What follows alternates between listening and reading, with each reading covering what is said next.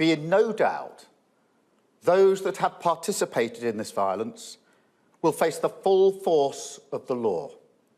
The police will be making arrests, individuals will be held on remand, charges will follow, and convictions will follow. I guarantee you will regret taking part in this disorder, whether directly or those whipping up this action online and then running away themselves. This is not protest. It is organised, violent thuggery, and it has no place on our streets or online.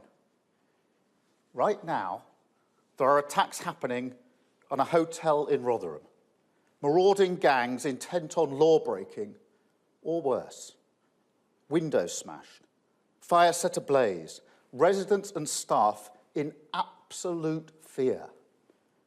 There is no justification, none, for taking this action, and all right-minded people should be condemning this sort of violence. People in this country have a right to be safe, and yet we've seen Muslim communities targeted, attacks on mosques, other minority communities singled out, Nazi salutes in the street, attacks on the police, wanton violence alongside racist rhetoric. So no, I won't shy away from calling it what it is, far-right thuggery. To those who feel targeted because of the colour of your skin or your faith, I know how frightening this must be. As a citizen, have you ever wondered how the politicians we trust to run our countries can betray us on such a massive scale? What if the very crisis that caused so much hardship for millions of people was nothing more than a lie? Mr. Speaker, last week the Prime Minister didn't seem to want to talk about appointing fraudsters to his cabinet. In fact, he seemed to want to talk about immigration. So let's talk about immigration. Yeah. He has relaunched yet again. Many new targets, 6 milestones, 5 missions, but why was cutting immigration not a priority? Speaker, I'm glad she now wants to talk about immigration. Last week she said she didn't, and for good reason, because the previous government presided over record high levels of immigration. The figures just a few weeks ago, nearly 1 million on net migration. That is unprecedented. A one-nation experiment in open borders under the last government. And she was the champion. She stood up and praised the then Tory Home Secretary for listening to her on removing caps on migration visas. So she was applauding it. Now she's furious. And that's the question at the heart of the shocking scandal that has now consumed British politics, is Keir Starmer's £22 billion cover-up, which has been exposed on live TV. So the question on everyone's minds, is prison the next stop for the man at the centre of this storm? As the calls for accountability grow, the once untouchable Prime Minister's credibility is now hanging by a thread. What began as a fiscal crisis has spiralled into a national nightmare and embarrassment. So, the biggest question on everyone's lips is whether Starmer will face the consequences of his actions. And those people throwing rocks, torching cars, making threats, they didn't just know the system was broken. They were betting on it, gaming it. They thought, they'll never arrest me. And if they do, I won't be prosecuted. And if I am, I won't get much of a sentence. They saw the cracks in our society after 14 years of failure, and they exploited them. That's what we've inherited. Not just an economic black hole, a societal black hole. And that's why we have to take action and do things differently. And part of that is being honest with people about the choices that we face. The entire scandal began with a single announcement, a £22 billion black hole in the nation's finances. And according to Starmer, this devastating shortfall would require drastic measures, including tax hikes, brutal austerity, and cuts to vital public services. The country was told it had no choice but to accept the pain of these measures, all for the sake of national survival. Nonetheless, as the dust settles, the truth has begun to unravel, and it's far darker than anyone could have imagined. Bombshell information has revealed that the £22 billion deficit wasn't a real figure, but a fabrication, a tool used to justify harsh economic decisions that have wreaked havoc on millions of people. Mr. Speaker, the triple lock was a Conservative policy. Yeah. Rather than... Yes.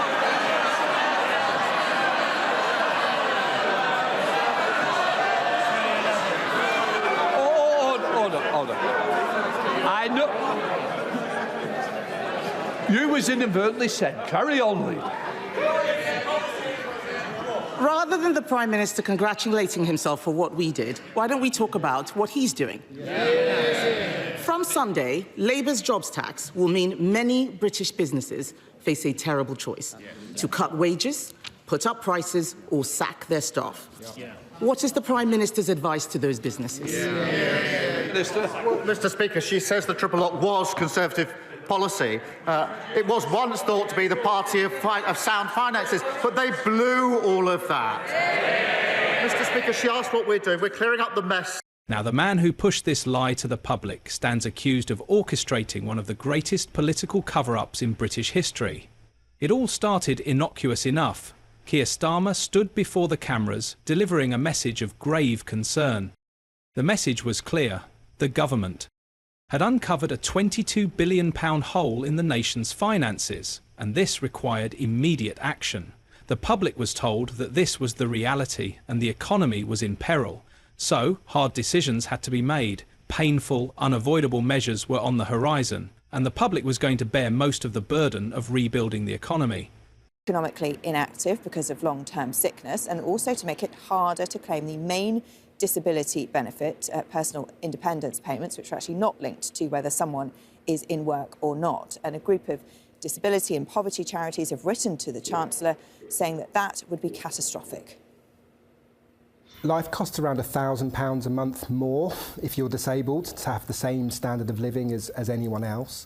Extra costs benefits like personal independence payment or PIP really are a lifeline for millions of disabled households. We're really worried that any cuts to PIP is going to push more disabled people into poverty.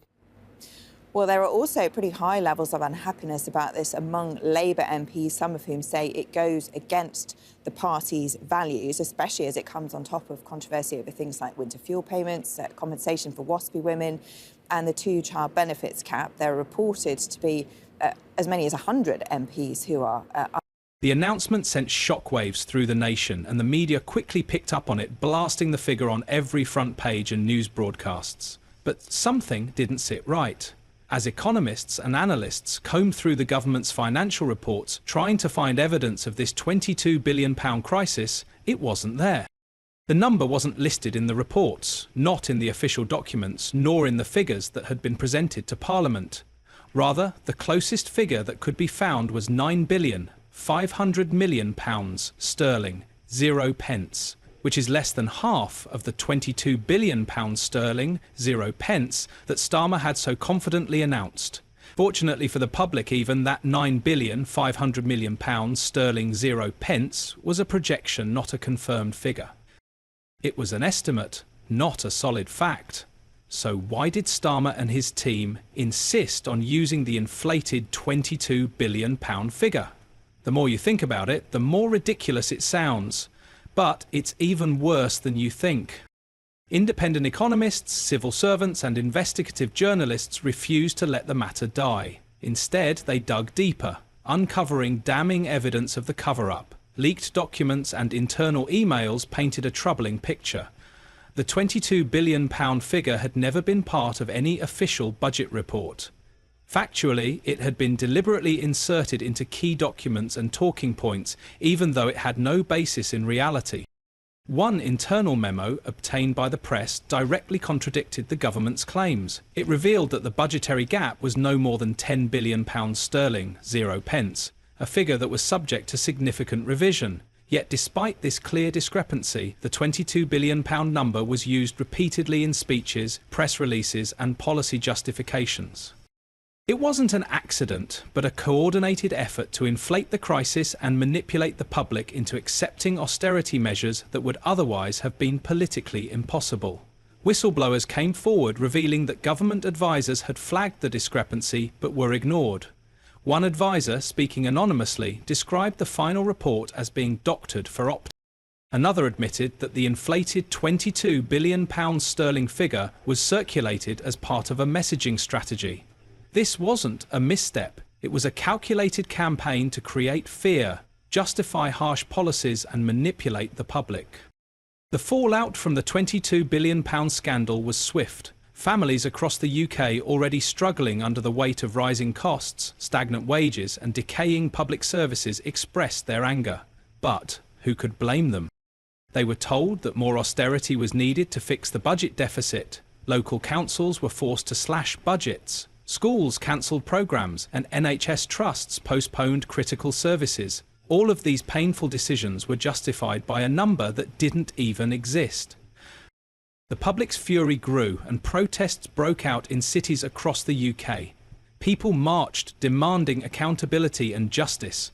They were no longer just asking questions, they were demanding answers. And the question on everyone's mind was whether Starmer would face the consequences of his actions as the scandal reached a tipping point. Shockingly, Starmer's leadership had been built on a foundation of trust, but now that foundation was crumbling. The public was no longer asking if there would be consequences, they were demanding them, which has seen calls for Starmer's resignation amplified at an alarming rate. These loud calls for his resignation and prosecution have led his allies in the Labour Party to start distancing themselves from him, and there were whispers of a vote of no confidence coming the way of the once powerful Prime Minister. The question is Starmer now fighting for his political life? This question hung in the air unanswered. Behind closed doors, whispers have started to circulate as some claim it was an honest mistake, a miscommunication. But others suggested it was a deliberate strategy, an intentional move to generate fear and justify sweeping economic changes. Either way, the public had been misled, and as the truth slowly began to surface, the political consequences of this deception became clear. As the public started to question the £22 billion sterling 0 pence figure, Starmer's government refused to provide any clear answers. Rather than transparency, they offered loud silence. The Labour leadership clung to the narrative even as evidence mounted that the £22 billion sterling deficit was nothing more than a lie, and ministers who had once parted the figure suddenly began to avoid the media. Others downplayed its significance. Starmer, once confident and in control, now appeared agitated, defensive and evasive. However, the opposition smelt blood in the water, so they quickly pounced and questions in Parliament grew louder, leading to public outrage. But instead of owning up to the mistake, Starmer's team went into damage control mode. Everything he has done is attack people. The budget was an attack on farmers, an attack on workers, an attack on pensioners, an attack on the young, and an attack on thousands of charities and businesses across the country. The whole system is broken, Mr. Speaker, and he is making things worse. He is making things worse. Everyone is unhappy. Isn't it a good thing that the Chancellor is an expert at customer complaints? They refused to explain how the £22 billion figure had been generated or why it was used to justify harsh austerity measures. This was deception at the highest level. As public anger began to take on a new dimension, protests broke out across the UK, and social media became a hotbed of outrage, with citizens demanding that those responsible face consequences. News outlets quickly shifted from passive reporting to vocal condemnation. How could they let this happen became the refrain across talk shows, social media posts and dinner table conversations. Starmer's handling of the scandal, or rather his mishandling, was in the spotlight more than ever. As the pressure mounted, it became clear that this wasn't just a mistake, rather a part of a much larger political strategy, and at the centre of this strategy was Keir Starmer, the Prime Minister who had turned a fabricated fiscal crisis into a tool for enacting policies that hurt the very people he promised to protect. At the same time, the legal implications of the cover-up became increasingly apparent. Was this simply an act of gross incompetence, or was it something more sinister? The evidence suggested that Starmer had not only misled the public, but had also manipulated economic data to push through policies that caused immense harm. So, was this criminal? Will Starmer face potential jail time for his role in the scandal? As the scandal continued to unfold, one thing became clear. Starmer's political career was in tatters. The £22 billion lie had destroyed his credibility, and the public was demanding answers. Whether or not Starmer would face legal consequences for his actions remains to be seen. What did they deliver in 14 years? Low growth, stagnant economy, a disastrous mini-budget, a £22 billion pack hole. And now she wants to give me advice on running the economy. I don't want to be rude, but no, thank you very much. Patrick Hurley! And just when you thought things couldn't get worse, parliamentary committees convened emergency sessions to question him. But Starmer's answers were evasive, his justifications crumbling under the weight of mounting evidence. Overall, Keir Starmer has an uphill battle to overcome the scandal of his bogus claim of a £22 billion financial black hole. If you enjoyed this political firestorm, like the video and subscribe to the channel for more fascinating political content.